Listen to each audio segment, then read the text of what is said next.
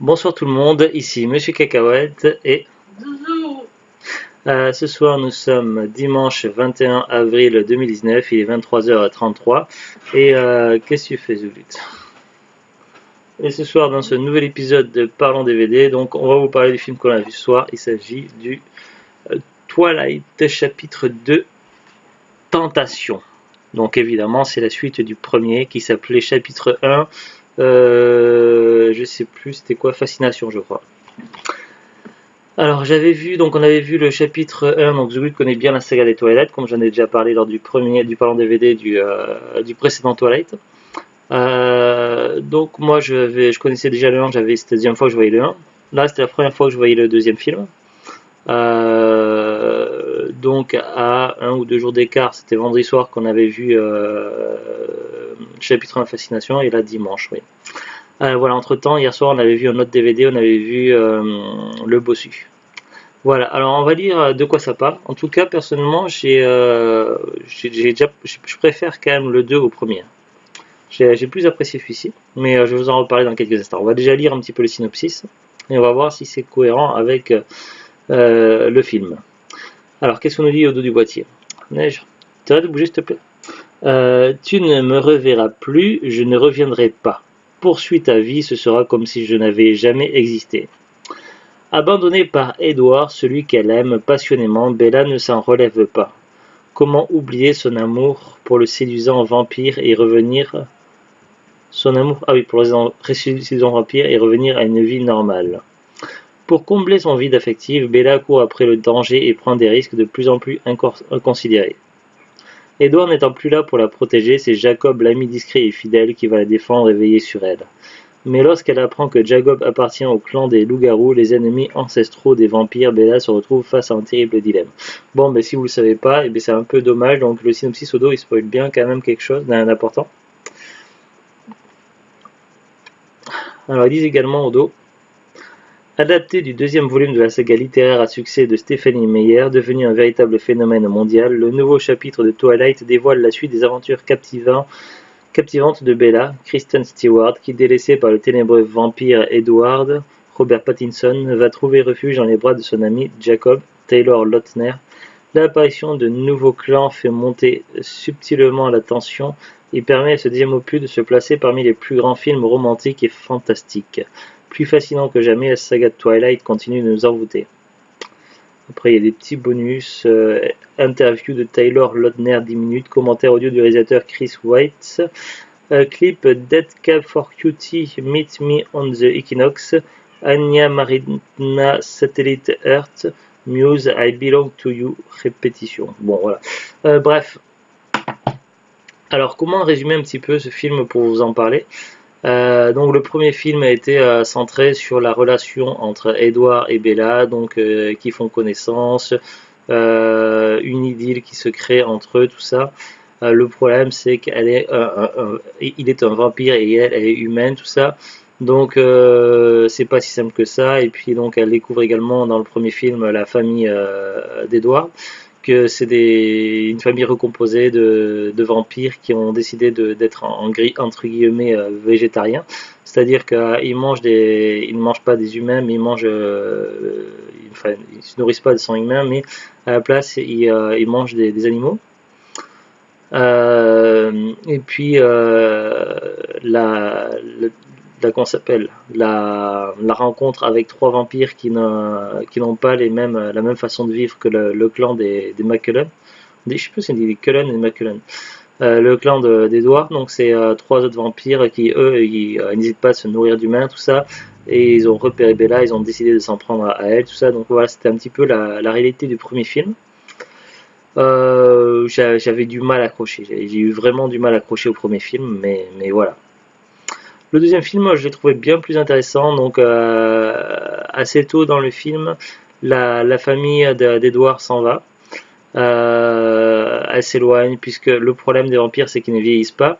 Et les gens commencent à se poser des questions sur l'aîné des McCullen, de la famille d'Edward, qui devrait être plus vieux qu'il n'en paraît, tout ça. Donc, et puis normalement, une des lois des vampires qu'ils sont obligés de respecter, c'est de conserver la discrétion par rapport à leurs origines. Les gens ne doivent pas savoir qu'il y a des vampires qui sont des vampires. Donc ça, c'est une des règles que les vampires respectent. Donc il y a un certain nombre de règles que les vampires respectent, d'autres plus que d'autres. Et donc, ils décident de partir, donc de quitter la ville de Forks. Bella voulait partir avec eux, sauf que Edward refuse et il craint pour, il est vraiment inquiet pour Bella, tout ça, et donc en quelque sorte, ils rompt avec elle. C'est un petit peu comme une rupture. Ce qu'il y a, c'est que Bella elle le vit très mal, donc elle se met en mode dépression. Elle ne parle plus trop à son entourage, elle mange peu, elle passe du temps à regarder le temps qui passe, elle pleure, elle fait beaucoup de cauchemars, tout ça, ça va vraiment, vraiment pas du tout. Et le problème, c'est qu'à un moment donné, il va falloir quand même que un des éléments déclencheurs, c'est que son père, donc Charlie, qui lui dit que ça va vraiment pas et qu'il est vraiment inquiet et qui propose et qui suggère qu'elle reparte vivre chez sa mère. Pour espérer qu'elle aille mieux. Et sauf qu'elle n'a vraiment pas envie de partir et elle veut rester dans cette ville force et en se disant que peut-être que Edward et sa famille reviendront un jour, donc elle veut surtout pas partir de là. Et donc pour assurer son père tout ça et pour pouvoir rester dans cette ville. Oui Carla, on t'écoute. Tu peux venir Carla. Oui miaou. Donc pour rassurer un petit peu son père, tout ça, donc elle va essayer de reprendre un petit peu contact avec ses camarades de classe, tout ça, elle va essayer de sortir un petit peu, bouger, sauf qu'il y a chaque fois qu'elle essaie de sortir un petit peu, elle est un petit peu hantée par Edward, elle a l'impression de le voir à chaque fois que des situations de danger se présentent, elle a l'impression de le voir, de le voir qui apparaît, pour l'avertir, pour essayer de la protéger, pour lui donner des conseils, tout ça. Et plus elle va se mettre en situation de danger, et plus elle va voir Edward, et donc du coup, elle va se créer en quelque sorte des ennuis. Assez vite dans le film aussi, il y a Jacob donc, qui reprend lors d'un anniversaire aussi de Bella, donc il va reprendre contact avec elle. Jacob, c'était son ami indien qu'on voyait un petit peu dans le premier film, qui semblait avoir un petit béguin pour Bella et qui semblait être un peu plus jeune. Donc aussi un truc que je n'ai pas dit, mais c'est que Bella tout au début du film, elle est vraiment hantée par l'âge, elle a la peur de vieillir, la peur de devenir trop vieille pour Edward, tout ça, donc elle fait vraiment une grosse fixation sur l'âge, tout ça, le temps qui passe, et donc c'est aussi une angoisse aussi qu'elle a qui ne l'aide pas et qui participe quelque part à sa dépression. Et donc de reprendre contact avec Jacob, son ami indien, tout ça, qui aime bien le bricolage, réparer des motos, des voitures, tout ça. Donc ils vont se mettre à passer du temps ensemble, tout ça, se fréquenter, et du coup elle le voit. Lui, il a des sentiments forts pour elle, mais elle le voit plus comme un ami, tout ça. Et donc voilà, donc ça va faire qu'elle va commencer à aller mieux, tout ça, à se remettre. Sauf qu'il va y avoir un événement déclencheur qui fait que du coup il va couper tout contact avec elle et ne plus vouloir parler avec Bella. Et donc ça va être un problème pour elle, donc elle va poser des questions, tout ça, et puis elle va finir par être témoin d'événements, donc de loups plus grands que d'ordinaire. En plus de ça, il y a Victoria, je crois qu'elle s'appelle, je sais plus, donc une des 3 vampires méchants du premier film qui revient, et qui, elle, ainsi que l'autre qui s'appelait Laurent, je crois, celui qui est Dreadlocks, donc eux ils reviennent et pour s'en prendre à elle.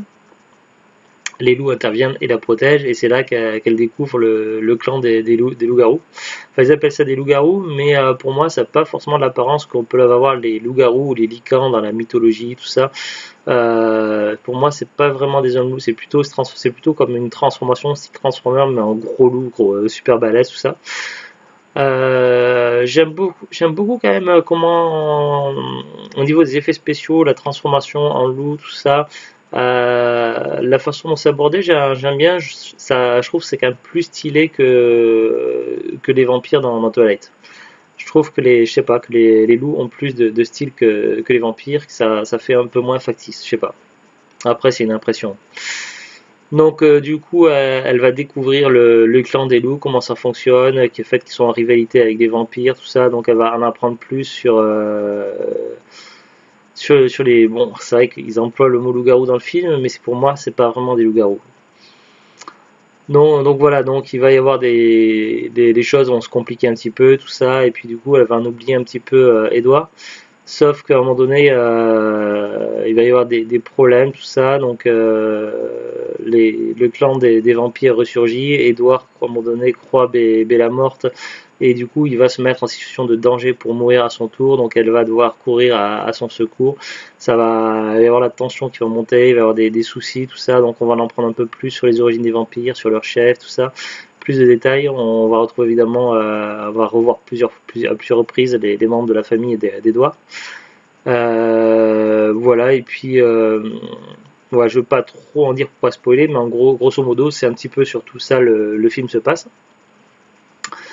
Qu'est-ce que j'ai aimé aussi dans ce film-là? J'aime bien, j'aime beaucoup la famille d'Edouard, mais celle que je préfère, je pense, c'est celle qui a des dons de voyance. Je sais pas, elle me rappelle beaucoup Emma dans Mutant X, là, celle qui a également des dons psychiques, tout ça. Je sais pas, je l'aime bien, je la trouve assez sympa, c'est délirante et j'aime bien un peu comme une relation de sœur avec Bella, tout ça. Je trouve ça plutôt cool, donc il y a des passages sympas. Bon, c'est vrai que ça, il y a certains passages du film qui ont tendance à faire monter un petit peu au niveau de la prise de risque de Bella, tout ça. La période de dépression, tout ça, il y a des passages quand même qui sont pas évidents à aborder, tout ça, à suivre. Mais voilà, globalement, j'ai quand même préféré ce deuxième film, que je l'ai trouvé bien meilleur que le premier. Après, je sais pas, en tout cas de mon côté, ça suscitait plus d'intérêt. Après, voilà, il n'y a pas vraiment plus d'action que dans le premier film, mais je l'ai trouvé bien plus intéressant. Un petit passage, un truc qui sert à rien de dire ça, mais voilà, à un moment donné, il y a un passage dans le film où on voit de la pluie par la fenêtre, tout ça, et puis bon, je sais pas, j'aime bien quand il pleut dans les films. Je trouve ça sympa. Voilà, c'est un petit truc comme ça.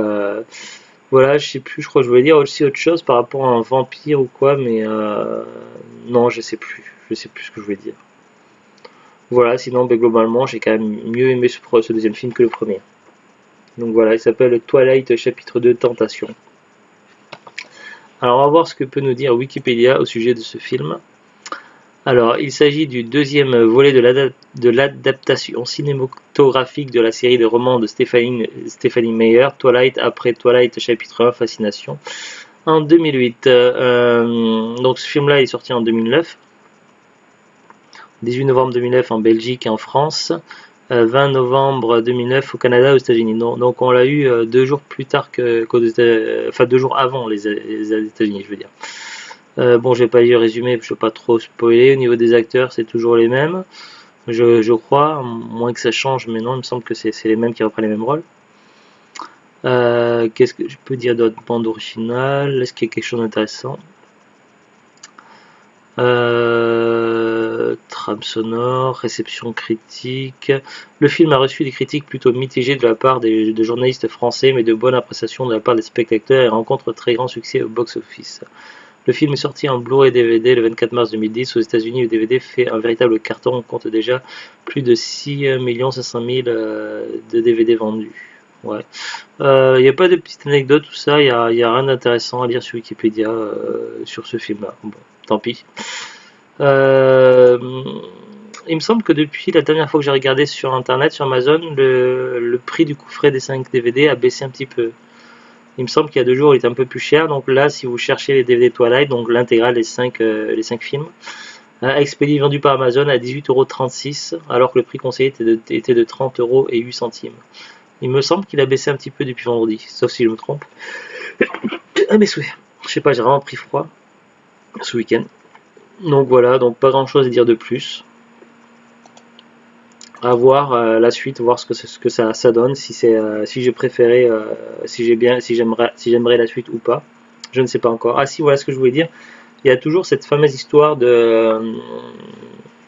du fait que les vampires se mettent à scintiller lorsqu'ils sont à la lumière du jour. Au lieu de brûler, ils se mettent à scintiller, et moi, c'est un truc, je sais pas, j'adhère pas du tout. Et je trouve ça même limite un peu con. Donc il y a un passage dans le film à un moment donné où un vampire, donc je vais pas spoiler, donc je vais pas dire qui, quoi, ni dans quelles circonstances, mais il y a un vampire qui est sur le point d'apparaître au grand jour devant du monde, tout ça, et donc la lumière, donc ça va, ça. Et quand on voit par exemple, je sais pas, des épisodes de Buffy contre les vampires, d'Angel ou n'importe quel film de vampire, normalement quand on voit la lumière du jour qui s'approche du vampire, on frissonne, on sait que on sent déjà par avance qu'il va se mettre à brûler un petit peu, puis après qu'il va se mettre à cramer, que le vampire il est foutu, quoi, que la lumière du jour c'est un danger mortel. Et là, ça fait un petit peu cette impression-là, sauf que non, en fait, le seul risque c'est qu'il se mette à briller de partout. Du coup, je trouve ça complètement con, cette tension que l'on peut avoir par rapport à la lumière du soleil, alors que le vampire, la seule chose qui risque, c'est de se mettre à briller de partout, à être scintillant. Donc voilà. Le fait que dans l'histoire de Twilight, les vampires se mettent à scintiller au soleil au lieu de prendre feu et de brûler, je trouve ça complètement con. Et voilà. C'est un truc qui me. C'est vraiment le seul truc qui me. Enfin, après, bon, c'est vrai que j'ai eu un peu de mal sur le premier film, mais dans le deuxième film, voilà, c'est le truc qui me choque le plus, en fait. Je sais pas. Je trouve ça con, mais voilà. Après, c'est comme ça fait partie des livres, ça a été écrit comme ça dans les livres, mais voilà. Je comprends pas ça. Un vampire, ça doit brûler, ça doit pas scintiller. Bon, n'hésitez pas à me dire ce que vous en pensez, vous, si vous êtes comme moi, que pour vous, c'est plus logique qu'un vampire brûle à la lumière du soleil plutôt que de scintiller, ou si pour vous, ça vous dérange pas, ou que, voilà, vous trouvez ça totalement cohérent, j'en sais rien. N'hésitez pas à mettre des commentaires, à me dire ce que vous en pensez, mais moi, personnellement, le principe du vampire qui scintille et de brûler, ça, j'adhère pas du tout. Voilà, c'est tout ce que j'ai à dire. J'ai à dire. C'est tout ce que j'ai à. Voilà, je suis bugué. C'est tout ce que j'ai à dire sur ce film-là, donc Twilight, chapitre 2, Tentation. Donc voilà, donc on verra bien ce que donne la suite. Allez, je vous dis à très bientôt et au revoir. Au revoir.